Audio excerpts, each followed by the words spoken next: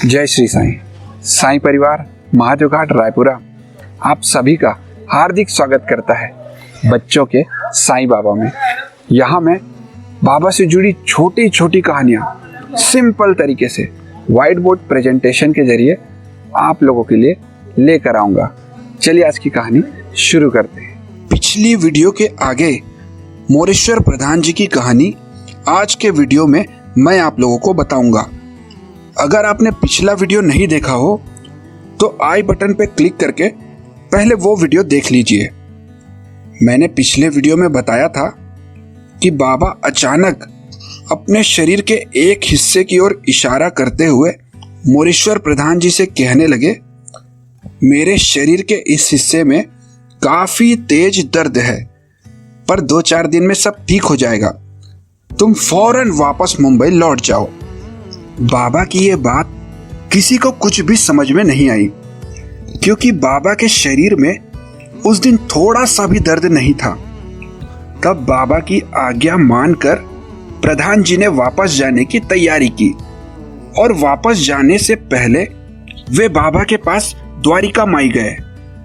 उस दिन बापू चांदोरकर ने एक प्लेट के ऊपर बाबा के चरण रखे और बाबा के चरण धोकर चरणामृत को अपने साथ मुंबई ले जाने के लिए इकट्ठा किया। उसमें से आधा हिस्सा मोरेश्वर प्रधान जी ने रखा। ये उन दिनों नई बात थी, क्योंकि लोग बाबा से उदी प्राप्त कर अपने घर ले जाते थे। पर उस दिन पहली बार बापू चांदोरकर और मोरेश्वर प्रधान जी चरणामृत लेकर मुंबई लौटे। वापसी में उनके पास ट्रेन की भी टिकट नहीं थी, पर वे आसानी से मुंबई लौट गए। घर पहुंचने पर मोरेश्वर प्रधान जी हैरान हो गए। उनकी माता को लकवा मार गया था और उनके शरीर के एक भाग में काफी तेज दर्द था। प्रधान जी के घर वाले लेटर लिखकर प्रधान जी को बुलाने ही वाले थे, पर अंतर्यामी बाबा ने सब कुछ पहले से ही भाप कर उन्हें फौरन मुंबई लौटने का आदेश दे दिया था। अब मोरेश्वर प्रधान जी की समझ में आ गया था कि बाबा ने क्यों कहा था, मेरे शरीर के इस भाग में काफी तेज दर्द है। बाबा ना सिर्फ अपने भक्तों बल्कि उनके परिवार के हर सदस्य का संरक्षण करते हैं, और ऐसे कई सारे उदाहरण देखे जा चुके हैं जब बाबा ने अपने भक्तों की तकलीफों और बीमारियों को अपने ऊपर ले लिया था। मोरेश्वर प्रधान जी की मां की भी बीमारी को बाबा ने अपने ऊपर ले लिया था। डॉक्टरों के अनुसार प्रधान जी की माता की आंतों में सूजन था, जिसके कारण उन्हें तेज बुखार था। प्रधान जी ने घर पहुंचते ही अपनी माता को बाबा की विभूति और चरणामृत दिया, जो कि वे शिरडी से लेकर आए थे।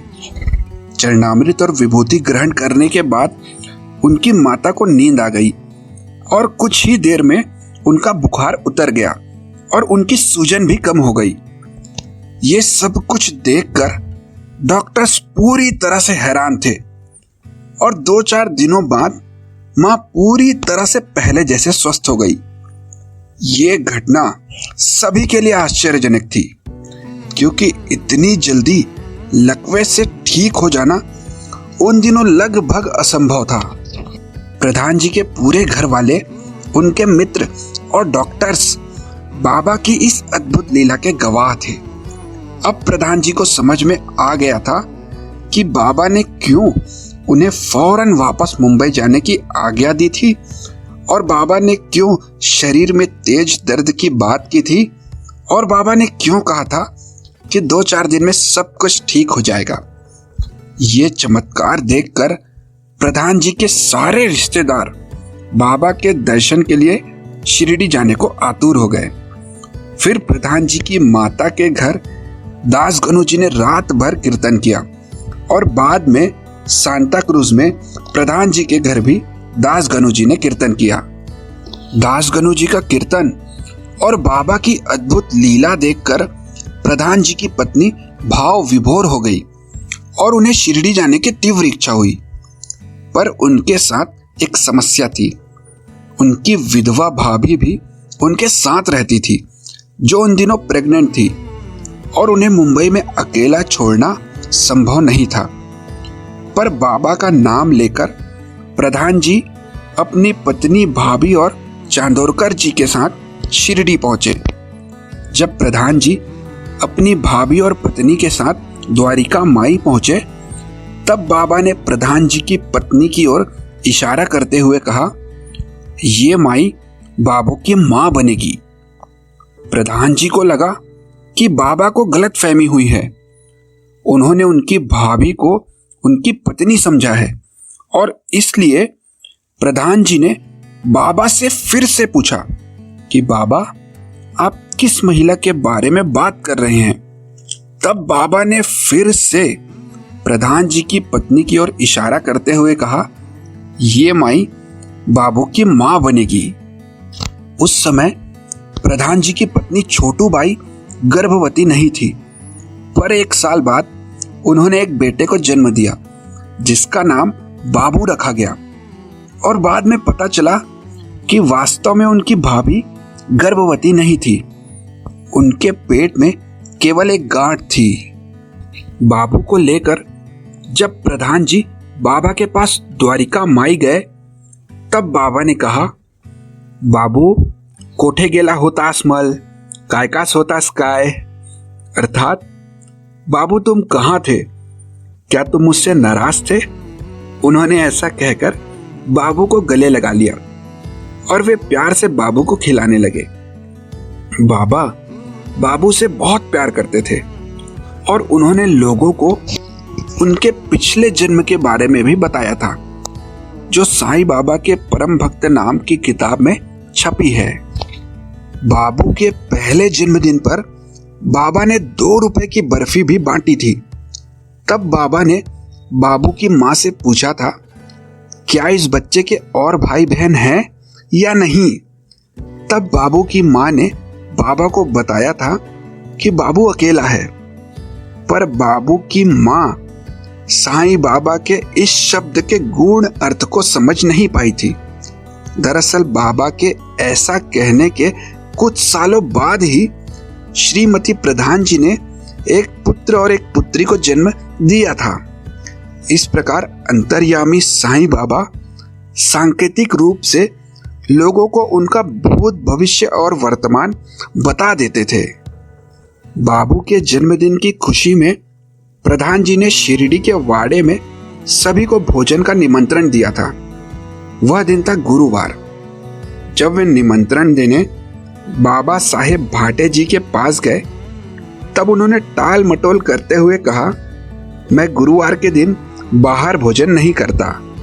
जब भाटे जी बाबा के पास द्वारिका माई गए, तब बाबा उनसे पूछने लगे, क्या तुम प्रधान जी के यहाँ भोजन करने गए थे? तब भाटे जी बाबा से कहने लगे, नहीं बाबा, आज तो बृहस्पतिवार है। तब बाबा उनसे पूछने लगे, तो उससे भोजन का क्या लेना देना? तब भाटे जी कहने लगे, मेरा नियम है, मैं गुरुवार को बाहर भोजन नहीं करता।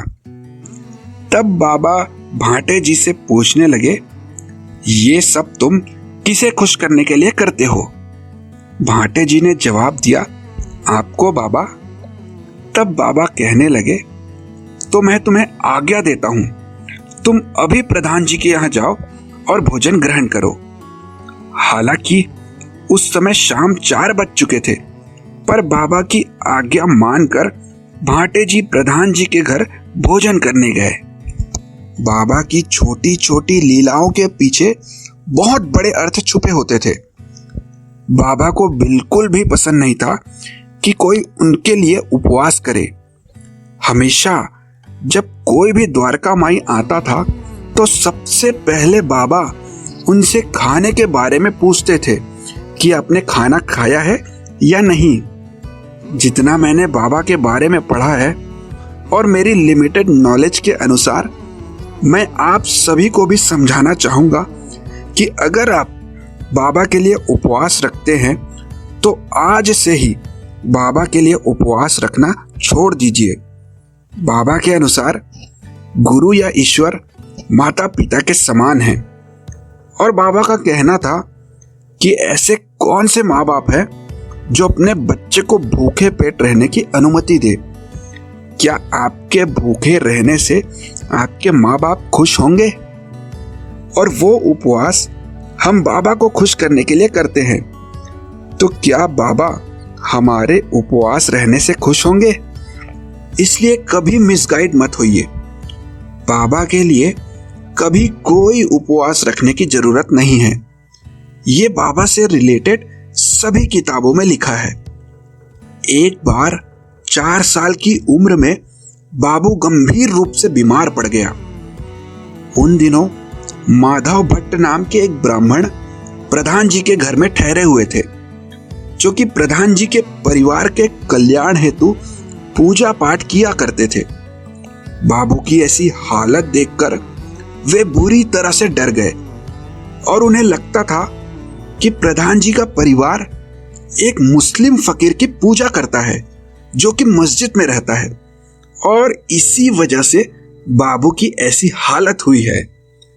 वे बाबा को मुस्लिम फकीर समझते थे, पर अपने मन की बात उन्होंने किसी से भी शेयर नहीं किया और चुपचाप रात को सोने चले गए।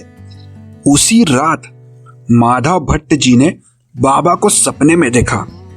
उन्होंने देखा कि बाबा सटका लेकर सीढ़ियों में बैठे हैं और भट्ट जी से कह रहे हैं, तू क्या सोचता है, मैं इस घर का मालिक हूं।